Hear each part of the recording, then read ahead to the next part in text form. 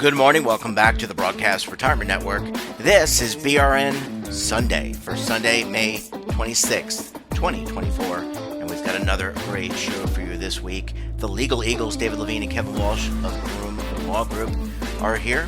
And Oliver Rennick of the Schwab Network is here as well. So sit back, relax, enjoy this episode of BRN Sunday.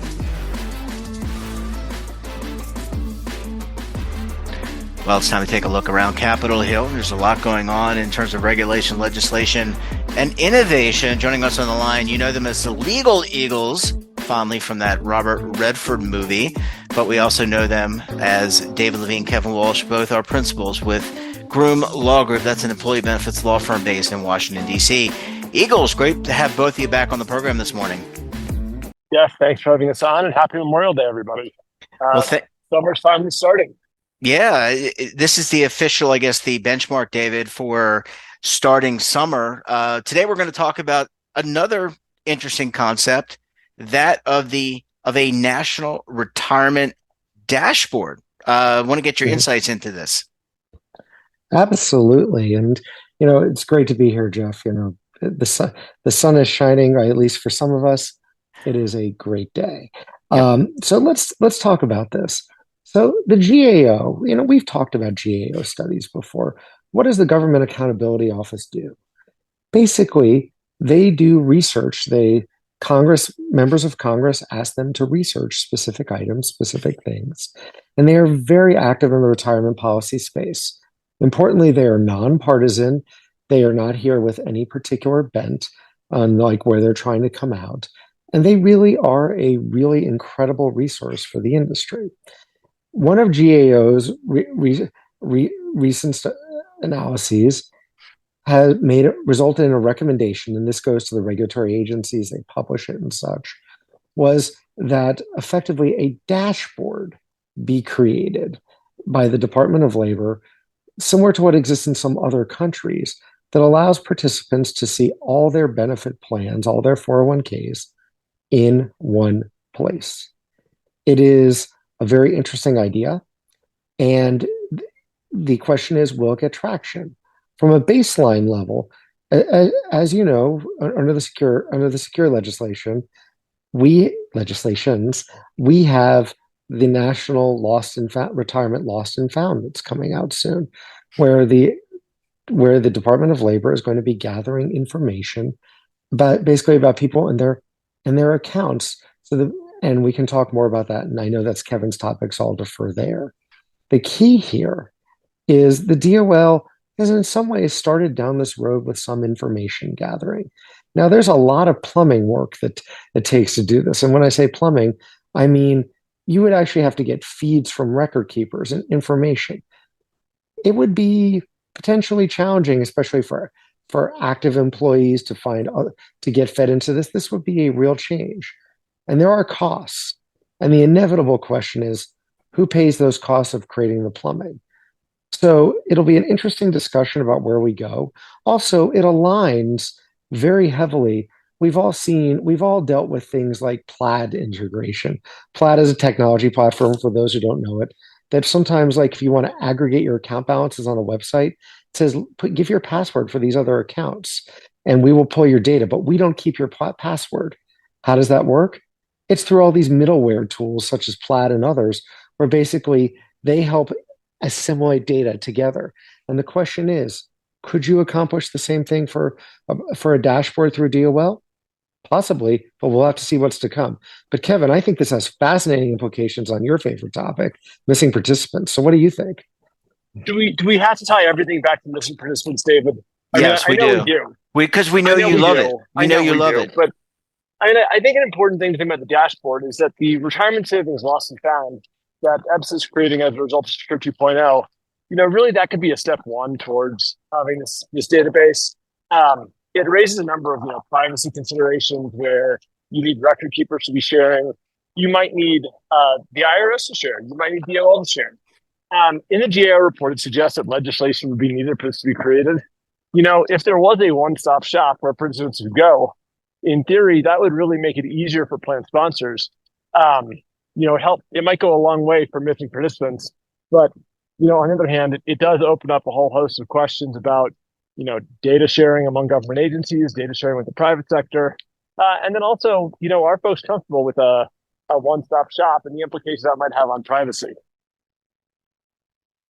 Yeah, I mean, I guess, guys, there are lots of different solutions to this issue, which is basically people not being able to keep track of all their 401ks. And as we have moved into this 401k defined contribution world, people unfortunately can lose track of their benefits. I'm not sure. I guess I don't know who this question is. It's to both of you, really. I'm not sure if this needs to be something. Now, this is set up in other countries, right? I mean, this is something that has found prominence in at least 6 other industrialized countries, but it's really more for pensions, meaning typical defined benefit plans. So I'm not sure if this is something that the government should create, or, to David's point, a private company or a private consortium should tackle. Any thoughts on That's that? a great question, and there are some big differences. It's a great question. There's some big differences between the U.S. and some of these other countries. When we look at countries like the Netherlands, it always is held out as a real leader in missing participants. I mean, I talked to regulators over there, and one of their things is they just know where everybody lives. The U.S. is a big and mobile workforce, and we're larger than the other country where you've seen this done. So even if it's been successful in some places, there may be some tweaks for it to work in the United States. Yeah, David, I mean, how does something like this? So this is a recommendation from the Government Accountability Office. They are an agency, as you said, that's, I think, kind of an arm of Congress. They take it back, make these recommendations. But what's the reality here? What are the possible next steps? Are there possible next steps here, or it's just like, hey, this is a great idea, think about it, but it gets put in the breast pocket? I think could it be in Secure 3.0, Jeff, as a starting point? Maybe it gets rolled up in some of the ERISA 50 legislation, like Kevin and I have been talking about. Could it get picked up and lost and found? We'll see. Because your public-private question a moment ago was a very interesting one. I think we've seen with the rise of portability more information sharing and cross record keepers, but this would be a significant new level. And we are in a world right now where there's lots of people who want data, and we have many of our sessions with you on data. But there's a question about who owns the data, who has it. And participant account information is actually incredibly interesting to a lot of different groups for a lot of good reasons. So we'll have to see where the stakeholders land. It wouldn't surprise me, to sum it up, if it winds up sort of being a mandate in some type of future ERISA-related litigation. That's my take. Yeah, and I think you meant legislation, not litigation. Sorry, legislation. Okay. Hopefully, you got litigation on your mind, David. I'm sorry. I apologize. No, I apologize. I'm Mr. Happy today. I'm actually not trying to be I know. litigating in style. Yeah, no, I'm just playing with you. All right. Well, I think anytime you can help people identify where their retirement benefits are, that's a good thing. I think there's a lot of, as with any legislation and subsequent regulation, it's about fleshing out the details. The other thing I didn't even bring up to you guys is the privacy conversation, because that is really taking off on Capitol Hill. We don't have time to really dig into that now, but I think that's part of this, is how much did it get shared back and forth, who owns it, all that kind of good stuff. We're going to have to leave it there, gentlemen. David Levine, Kevin Walsh, always great to talk to you. Great to have you back in tandem. And look, we look forward to having you back on the program again next week. Thank you, Jeff, and thank you, listeners. Bye, gentlemen. Have a great weekend. You as well. Happy Memorial Day. Thank you. Bye-bye.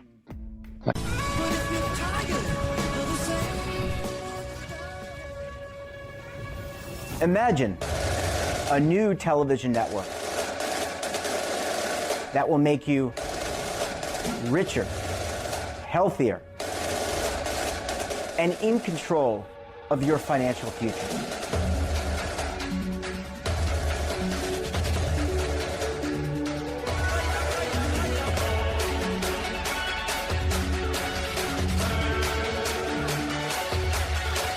This network is for the policewoman in Nashville, Tennessee, the baker in Dubuque, Iowa, the teacher in Lexington, Kentucky.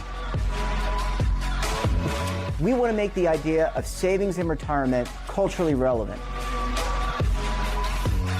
But what do you see as a defining issue of the midterms? Especially for the smaller businesses. I mean, they are the lifeblood of the American economy.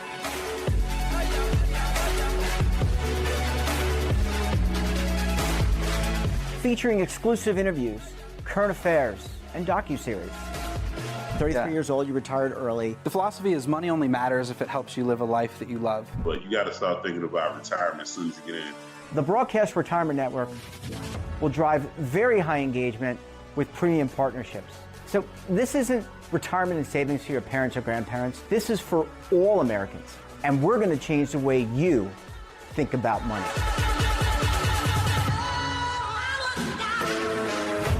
Welcome to the next frontier of retirement and savings. This is BRN, the Broadcast Retirement Network.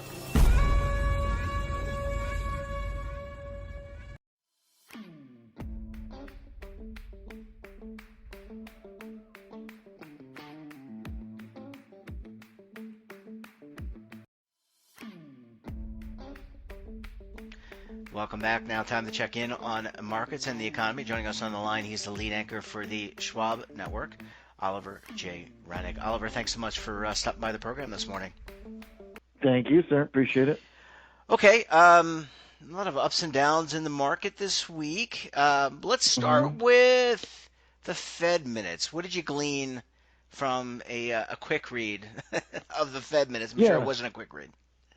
Well, it was not supposed to be a really monumental report because we've had so much Fed speech and so many Fed speakers leading up to the minutes that it really should have kind of been more the same, and it largely was, but the market did choose to react to it in a sort of discrete manner, if you will. Basically, bonds softened up a bit, and we did see Treasury yields rise again over the last 5 days. So basically the bond market kind of sold back off to where it was before the CPI reading earlier this month. So you may recall the CPI, which was viewed as being progress by the market, created a pretty big bond rally earlier this month. But basically now all that has been unwound.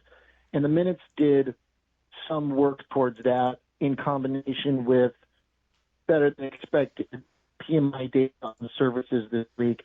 And so the 20 after some bond selling did see a little bit of uptick in Treasury yields, not because those were particularly new or revelatory, but they did kind of just hammer home the point to any doubters that if data go the wrong way, that the Fed would hike. And a lot of folks had just kind of assumed that the central bank was really awaiting, to cut. And it's not the case. So even though that has been well telegraphed and I think logically understood that they're data dependent in both directions, there's still a lot of doubters out there that think Powell can play hardball if he needs to. And so the minutes did kind of reinforce through some of the dialogue that, they will be ready to act if things get worse on inflation, and that things hadn't really gotten better over the last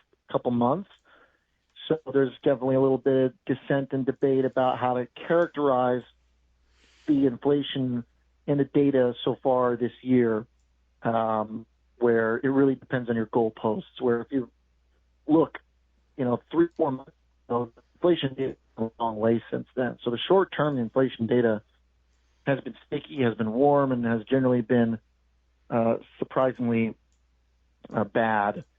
But of course, if you take the long-term picture, compared to 18 months, 2 years ago, inflation's made a lot of progress. So the fact that it's kind of reinforced that the Fed actually does view themselves as data dependent and could be aggressive again if inflation doesn't cooperate, then I think that kind of woke some people up a little bit from a bit of a macro stupor. Keep in mind, coming into this week, and earlier this week, VIX was at 11. So volatility as measured by stocks was like really, really calm, complacent, lowest VIX we've had since pre-COVID. So this week served a purpose of sort of resetting some of those expectations to a little bit more realistic and less kind of rosy optimistic outlook. So, Oliver, with that in mind, the markets, and I think you hinted to this in your comments. I mean, at one point on, I think it was Thursday, significant decline in the Dow Jones Industrial Average. I think it was at a 2-year high. Um, and with the color of the economic data, the maybe inconsistencies that maybe some Fed officials see, the market trying to figure out how to price this all in, I guess. Pretty much, yeah. Stocks have basically been very firm, and apart from a little of volatility in bonds this week, the bond market's been pretty calm too. So you're right in that we are a little bit of a standstill where nobody really knows kind of how the data is going to go. There are strong cases made on each side as far as inflation goes. So stock market basically is taking the path of, you're going to have to prove bulls wrong. And that's how it should be. That's generally how it works. That's how the stock market works. It goes up.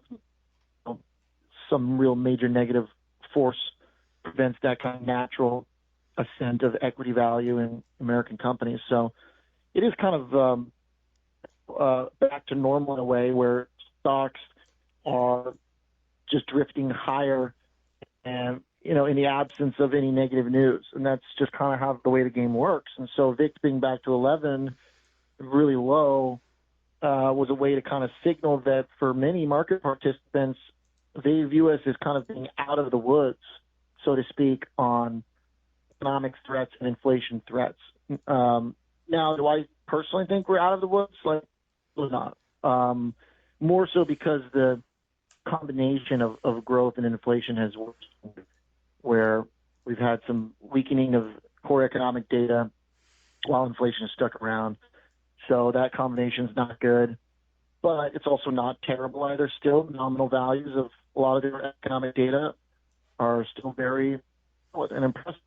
And our PMI services show that economy is active again, and consumer sentiment rebounded a little bit this week. So this week was a good step in the right direction for data. It's just a few market good data interpreted as bad again because they're kind of obsessed with the Feds. That really is only one half of the equation, and arguably the NVIDIA and tech story has been a bigger part of the equation for the last 4 months. So the bigger highlight of the week. Yeah, let's talk about earnings. You mentioned NVIDIA, lights out earnings and a 10-for-1 stock split. So let's talk earnings first and break that into, Oliver, if you don't mind, explain the earnings picture, not just for NVIDIA, but what that may mean for other earnings that have come in during the week. Well, here's the thing. Basically, this quarter, your big tech companies are accounting for the entirety of earnings, essentially. And even within semiconductors, there was a massive drop-off from NVIDIA to the rest of the group. So NVIDIA's numbers were just extraordinary. I mean, there's no question about the very high demand for their products and their new computational abilities. And they deserve all the credit in the world for, breaking that model by introducing this new, technology that they are with the chips. But they really are just, they're not only are in their own world, they're in their own galaxy, really. I mean, super microcomputer is basically the only other chip maker that has similar types of growth figures on the bottom and top line. Taiwan Semi, which makes the chips, is doing quite well, but is a different business model, more, CapEx and capital intensive when you're actually fabricating chips. So even though that's a great company and doing really well, the numbers on, the fundamentals and the financial characteristics just don't look like NVIDIA, the designer and the, seller of these products. And then from there, it drops off, so fast. A lot of people talk about AMD as if they're in the same boat, and they're just not. They are in the midst of a growth upswing for sure, but because they had a year of deterioration in their more cyclical business, personal computing business, the valuations are extremely high. Micron, another example where the company's had a big rally and is in the midst of a turnaround, but it's a lot of promises about the future, where as the past is still really dragging on their profits and making them very expensive stocks. So the great maybe not irony, but the big development this week was when NVIDIA rallied on earnings, it didn't bring everything with it. The whole market faded. And that was a very different type of dynamic that we haven't quite seen yet, because generally, as NVIDIA has rallied, it's brought up everything around it. And so the thought here is that perhaps it's starting to become evident that, there's not a lot of slices of the pie right now to be distributed. It's mostly NVIDIA dominated. And so that's a bit disconcerting if you're very bullish on the market, because there's just not a lot of growth outside of NVIDIA. So you really kind of need the economy to stay strong, or even pick back up to kind of justify broadening out the rally beyond NVIDIA.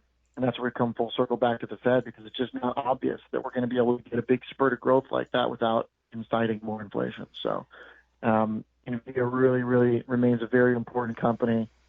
And this week could kind of expose some of the cracks in the bull thesis.